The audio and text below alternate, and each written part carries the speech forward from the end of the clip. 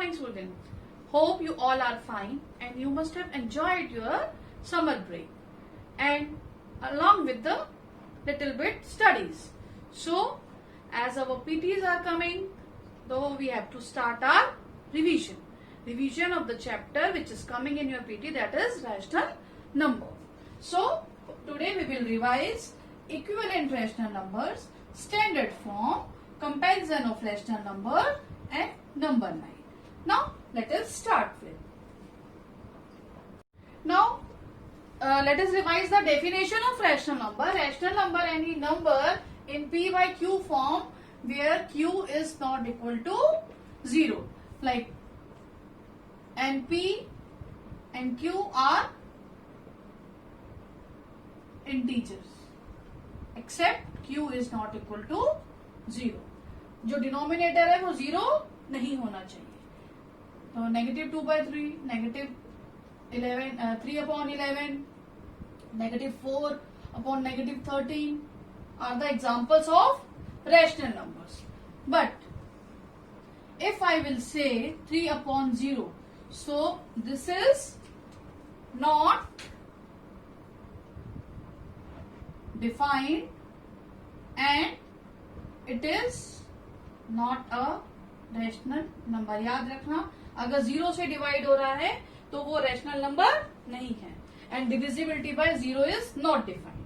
Now equivalent rational numbers. If any rational number is given, how to find the equivalent rational number?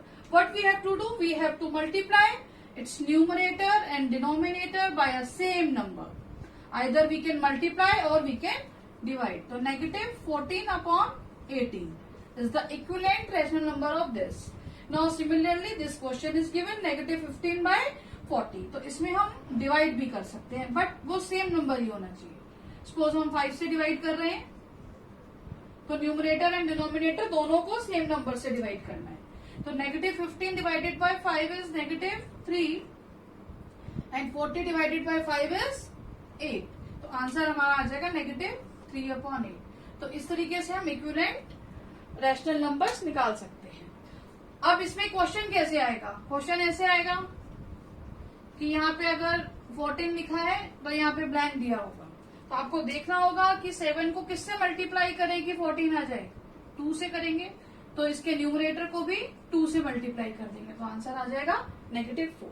इस type से question paper में आएगा. Now the standard form. Standard form के लिए सबसे पहला rule कि डिनोमिनेटर नेगेटिव नहीं होना चाहिए. सबसे पहले हम उसको पॉजिटिव बनाएंगे. ठीक है. और बाय मल्टीप्लाइंग और डिवाइडिंग इट बाय -1, सबसे फर्स्ट रूल. और न्यूमरेटर एंड डिनोमिनेटर में कोई भी फैक्टर कॉमन नहीं होना चाहिए, यानी हमें उसकी कैंसलिंग कर देनी है. फर्स्ट पॉइंट, डिनोमिनेटर जो है वो पॉजिटिव करना है. उसको पॉजिटिव करने के बाद जो हमें कैंसलिंग करनी है. अगर डिनोमिनेटर नेगेटिव नहीं दिया है तो कोई बात नहीं, बट अगर नेगेटिव है तो पॉजिटिव करना है. Now let us take the example. Here -66/-70. अब दोनों ही नंबर नेगेटिव है तो पहले हम क्या करेंगे? दोनों को मल्टीप्लाई कर देंगे -1 से.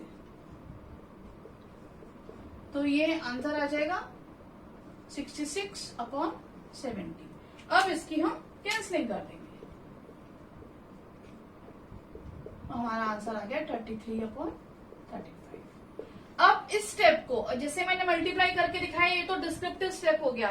बट अगर आपके पास पेपर में आया तो वो तो MCQs आएंगे या ट्रू फॉल्स आएंगे या 1 वर्ड आएगा. तो आपको रफ कॉपी अपने पास रखनी है और उसको कैसे सॉल्व करना है ऐसे लिखेंगे. और इसको सॉल्व करने के लिए पहले नेगेटिव से नेगेटिव साइन कट कर देंगे और इसकी फटाफट इस तरीके से आंसर निकालेंगे. जो भी ऑप्शन होगा उसको टिक कर देंगे या जो भी उधर दिया होगा इंस्ट्रक्शन आपको पढ़ के करना है. नाउ अब इन दिस क्वेश्चन -33/44. इसका डिनोमिनेटर तो पॉजिटिव है, हमें तो पॉजिटिव है, हमें कोई प्रॉब्लम नहीं है. अब इसको कट कर देंगे. 11 से कट हो रहा है. 11 3 33. जो नेगेटिव या पॉजिटिव साइन साथ में है वो साथ में आएगा और इसका आंसर आ जाएगा -3/4. सो इस तरीके से हम इसको स्टैंडर्ड फॉर्म में लेके आ सकते हैं. इसके न्यूमरेटर एंड डिनोमिनेटर में कोई भी कॉमन फैक्टर नहीं है और डिनोमिनेटर पॉजिटिव है। ऐसे इन दोनों में कोई भी फैक्टर कॉमन नहीं है एंड डिनोमिनेटर पॉजिटिव है। This is a standard form. Now comparison of rational number. बेटा कंपैरिजन ऑफ रैशनल नंबर में हम क्रॉस मल्टीप्लीकेशन वाला मेथड आपको पहले बताया था, that is the easiest method, वो करेंगे। बट इसमें भी ध्यान देंगे कि अगर हमारा किसी नंबर में डिनोमिनेटर नेगेटिव आता है तो उस रैशनल नंबर को पहले हमें विद डिनोमिनेटर पॉजिटिव बनाना होगा, फिर हम क्रॉस मल्टीप्लाई करेंगे। अब कैसे, देखिए। अब एग्जाम्पल 1 दिया हुआ है, -3/4 और इधर दोनों में डिनोमिनेटर पॉजिटिव है, कोई प्रॉब्लम नहीं है। हम इसको क्रॉस मल्टीप्लाई करेंगे। क्रॉस बीच का बॉक्स ऐसे ही बना देंगे और इधर अब इसका आंसर लिखेंगे। अब दोनों में से कौन चीज बड़ी है? जो हमारा नेगेटिव, दोनों में नेगेटिव साइन है, तो which number is bigger? This is bigger. तो हम इधर बिगर का साइन लगा देंगे। -18 इज बिगर देन -20। अब इस तरीके से कंपैरिजन हो जाएगा। अब एग्जाम्पल 2। अब इधर जो डिनोमिनेटर है वो है नेगेटिव, तो बेटा मैंने क्या कहा कि हमें डिनोमिनेटर जो है इसको पॉजिटिव बनाना है। तो हम एक रफ में और माइंड में कैलकुलेशन करेंगे कि अगर इस नंबर को हम -1 से न्यूमरेटर और डिनोमिनेटर में मल्टीप्लाई कर दें, तो ये तो -13 इंटू -1 जो हमारा 13 हो जाएगा, और 6 इंटू -1 जो है -6 हो जाएगा। तो ये ऐसे आ जाएगा, यानी कि नेगेटिव साइन ऊपर चला जाएगा और ये इस तरीके। अब दोनों डिनोमिनेटर है वो पॉजिटिव है और हम अब क्रॉस मल्टीप्लाई कर देंगे।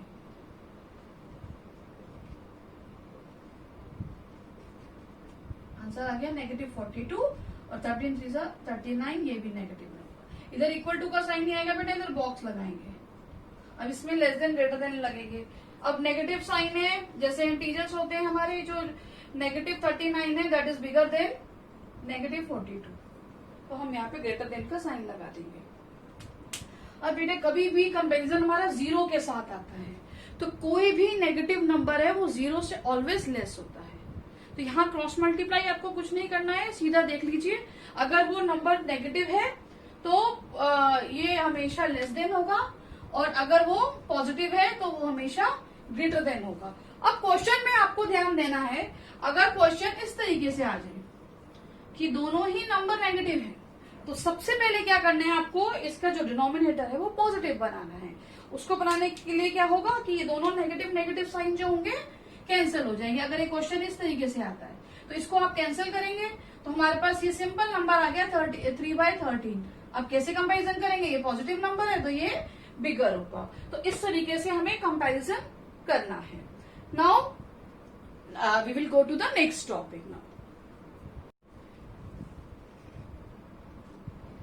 बेटा यहाँ पे थोड़ा सा करेक्शन कर लेना, ये इंटीजर की स्पेलिंग में, इंटीजर की स्पेलिंग ये होगी, बाय मिस्टेक वो लिख दी थी, तो इसको ठीक कर लेना। Now let me read.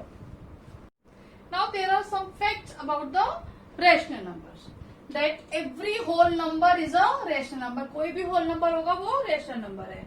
Every fraction is also a rational number, but vice versa is not possible. If I'll write every rational number is a fraction, so that is not true, that is false. Similarly, every rational number is a whole number, that is also not true.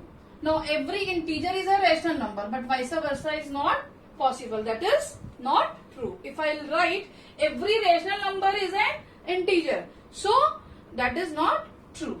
Now, number line. Number line, this is a line, this is the center 0. Every number on the right hand side of 0 is a positive rational number, and on left hand side is negative rational number. So numbers on right hand side of 0 are positive, and numbers on left hand side of 0 are negative. Now let us learn how to draw number line.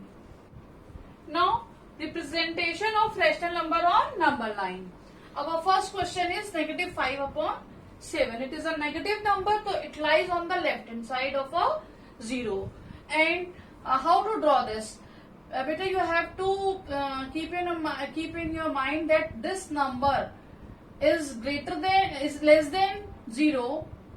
This -5/7 is less than 0, but it is greater than -1. So it lies between -1 and 0. तो both side we will mark -1 here and here 1 at the same distance.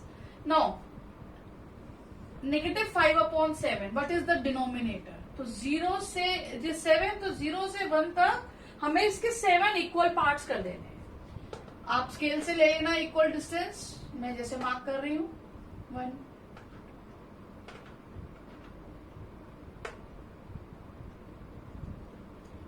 Equal parts करने हैं.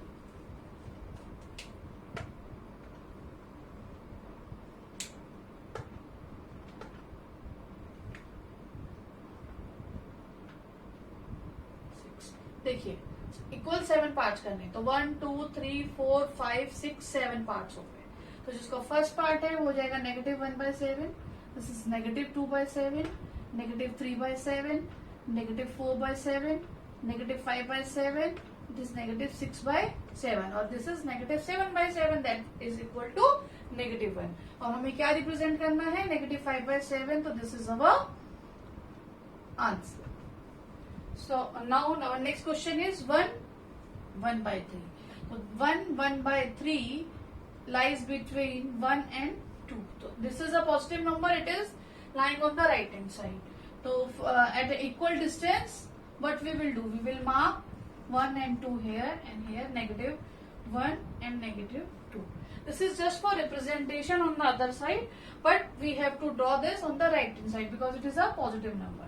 अब 1 तो है हमारा, 1 के बाद कितना डिनोमिनेटर के 3, तो हमें 1 से 2 तक आपको 3 पार्ट्स कर देने हैं.